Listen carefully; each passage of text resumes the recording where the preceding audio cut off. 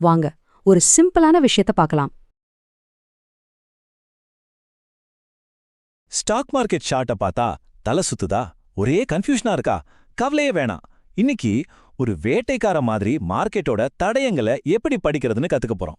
வாங்க இந்த வேட்டைய ஆரம்பிக்கலாம். சரி, முதல்ல இந்த கேள்வியை கொஞ்சம் யோசிச்சு பாருங்க. ஒரு வேட்டைக்காரன் காட்டுல அவனோட இரையை எப்படி கண்டுபிடிப்பான்? சும்மா காடு முழுக்க கண்ணை மூடிட்டு ஓடிட்டு இருப்பானா? இல்லவே இல்ல. அவங்க சிம்பிளா விலங்கோட கால் தடங்களை ஃபாலோ பண்ணுவாங்க.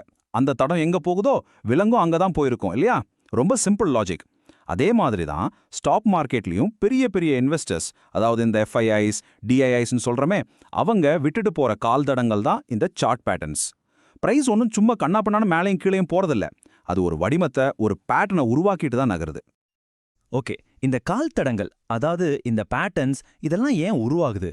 இதுக்கு பின்னாடி இருக்கிற சைக்காலஜியை நீங்க புரிஞ்சுக்கிட்டீங்கன்னா போதும், எல்லாமே உங்களுக்கு தெளிவா புரிஞ்சிரும். பாருங்க, மார்க்கெட்டுங்கிறது ஏதோ ரோபோட் கிடையாது. அது முழுக்க முழுக்க நம்மள மாதிரி மனுஷங்களால ஆனது.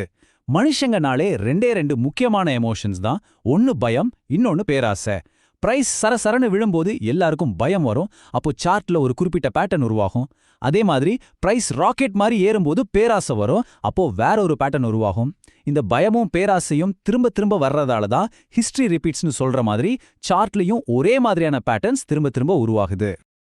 இப்போ இந்த கால் தடங்களை ஃபாலோ பண்ண நமக்கு உதவ போற 2 பவர்ஃபுல்லான டூல்ஸை பத்தி பார்க்கலாம். இந்த 2 ஸ்ட்ராட்டஜிஸும் உங்க ட்ரேடிங்கே மாத்த போகுது. பாருங்க. நம்மளோட முதல் ஸ்ட்ராட்டஜி ரிவர்சல். சிம்பிளா சொல்லணும்னா இது ஒரு யூ டர்ன் ஸ்ட்ராட்டஜி. யோசிச்சு பாருங்க, ஒரு வண்டி வேகமா ஒரு டைரக்ஷன்ல போயிட்டு இருக்கு. திடீர்னு யூ டர்ன் அடிச்சு ஆப்போசிட் டைரக்ஷன்ல திரும்புது. அந்த திருப்பத்தை நாம எப்படி கரெக்டா கேட்ச் பண்றது? அதான் இங்க மேட்டர். அதுக்கு நாம யூஸ் பண்ண போற பேட்டர்ன் பேரு தான் டபுள் பாட்டம். இது பார்க்க இங்கிலீஷ் லெட்டர் W மாதிரியே இருக்கும். அதனால இதை W பேட்டர்ன்னு கூட சொல்லுவாங்க. என்ன நடக்குதுன்னா, பிரைஸ் கீழே விழுது, ஒரு பாயிண்ட்ல சப்போர்ட் எடுத்து மேல திரும்புது. ஆனா மறுபடியும் கீழே வந்து அதே பழைய பாயிண்ட்ல பட்டு திரும்பவும் மேல போகுது. பாத்தீங்களா? இதுதான் அந்த W ஷேப். சரி, இந்த பேட்டர்னை ட்ரேட் பண்ண 3 சிம்பிள் ரூல்ஸ் தான். Rule number 1, entry. அந்த W ஷேப்போட நடுவுல ஒரு கோடு இருக்கு பாருங்க, அதுக்கு பேர் தான் நெக்லைன். அந்த நெக்லைனை உடைச்சு பிரைஸ் மேல போனதுக்கு அப்புறம் தான் வாங்கணும். அவசரப்பட்டு கீழே வாங்கிடக்கூடாது. Rule number 2, stop loss. Wயோட அடிப்பகுதி எதுவோ அதுக்கு கொஞ்சோண்டு கீழே நம்ம ஸ்டாப் லாஸை வைக்கணும். Rule number 3, target. அந்த W பேட்டர்னோட உயரம் எவ்வளோ இருக்கோ அதே உயரத்தை நெக்லைன்ல இருந்து மேல வச்சா அதுதான் நம்ம டார்கெட். சிம்பிள். ஒரு நிமிஷம், நான் திரும்ப திரும்ப நெக்லைன் சொல்றேனே, அப்படின்னா என்ன? அதுதான் ஒரு பேட்டர்னோட கழுத்து பகுதி. சொல்லப்போனா அது ஒரு லக்ஷ்மண ரேகை மாதிரி. பிரைஸ் அந்த கோட்டை தாண்டினா மட்டும்தான் அந்த பேட்டர்ன் கன்ஃபார்ம் ஆச்சு, நம்ம ட்ரேட் பண்ண ரெடின்னு அர்த்தம். ஓகே, வாங்க நம்ம 2வது ஸ்ட்ராட்டஜிக்கு போலாம். இதோட பேரு கண்டினியூவேஷன், அதாவது தொடர்ச்சி. ஒரு ரன்னர் ஓடிட்டே இருக்கும்போது நடுவுல கொஞ்ச நேரம் ரெஸ்ட் எடுத்துட்டு அப்புறம் மறுபடியும் வேகமா ஓடுவான் இல்லையா? அந்த மாதிரி இது ஒரு ரெஸ்ட் ஸ்டாப் ஸ்ட்ராட்டஜி. இந்த பேட்டர்னோட பேரு புல் ஃபிளாக், அதாவது காளையோட கொடி. இது எப்படின்னா, முதல்ல ஒரு கொடிக்கம்ப மாதிரி பிரைஸ் செங்குத்தா மேல ஏறும். அப்புறம் ஒரு கொடி துணி மாதிரி கொஞ்சம் சரிவா சைட்ல போகும். இது ஒரு சின்ன பிரேக், ஒரு சின்ன ரெஸ்ட், அவ்வளவுதான். இதுக்கப்புறம் மறுபடியும் ஒரு பெரிய ஏற்றம் வரப்போகுதுங்கிறதுக்கான சிக்னல் இது. இதுக்கான ரூல்ஸ் இன்னும் simple. Rule number 1, entry. Price எப்போ அந்த கொடியோட மேல் பகுதியை உடைச்சு வெளியே வருதோ அப்போ வாங்கணும். Rule number 2, stop loss. அந்த கொடியோட கீழ்ப்பகுதிக்கு கீழே வைக்கணும். Rule number 3, target. ஆரம்பத்துல அந்த கொடிக்கம்பத்தோட உயரம் எவ்வளவு இருந்துச்சோ அதே உயரத்தை பிரேக் அவுட் பாயிண்ட்ல இருந்து மேல வச்சா அதுதான் நம்ம டார்கெட். இது பெரும்பாலும் ஒரு ஜாக்பாட் ட்ரேடா அமையறதுக்கு நிறைய வாய்ப்பு இருக்கு. இப்போ நம்ம பார்க்க போறது தான் இந்த முழு விளக்கத்திலேயே ரொம்ப முக்கியமான ஒரு விஷயம்.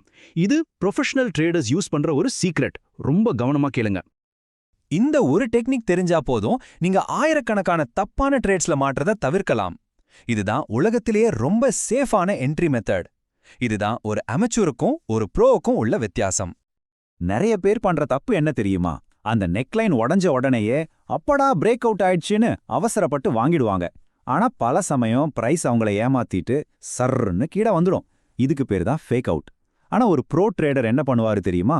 அவர் வெயிட் பண்ணுவாரு. பிரைஸ் நெக்லைனை உடைச்சு வெளியே வரட்டும். வந்ததுக்கு அப்புறம் அது திரும்பி வந்து அந்த உடஞ்ச கோட்டை ஒரு தடவை தொட்டு பார்க்கும். இதுக்கு பேர் தான் ரீடெஸ்ட். அப்படி தொட்டுட்டு மறுபடியும் மேல திரும்பும்போது அப்போதான் என்ட்ரி எடுக்கணும். இதுதான் அந்த பிரேக் அவுட் உண்மையானதுங்கிறதுக்கான ஒரு பவர்ஃபுல்லான கன்ஃபர்மேஷன். சூப்பர். இப்போ நாம கத்துக்கிட்ட எல்லாத்தையும் ஒரு சிம்பிள் செக்லிஸ்டா பாத்திரலாம். நீங்க அடுத்த தடவை ட்ரேட் பண்ணும்போது இந்த லிஸ்ட் உங்களுக்கு ஒரு கைட் மாதிரி இருக்கும். ஃபர்ஸ்ட் சார்ட்ல W இல்லனா ஃபிளாக் மாதிரி ஒரு தெளிவான பேட்டர்னை கண்டுபிடிங்க. ரெண்டாவது நெக் லைன் பிரேக் ஆகுற வரைக்கும் பொறுமையா வெயிட் பண்ணுங்க. மூணாவது எக்ஸ்ட்ரா சேஃப்டிக்கு ஒரு ரீடெஸ்ட் நடந்தா அது இன்னும் பெஸ்ட்.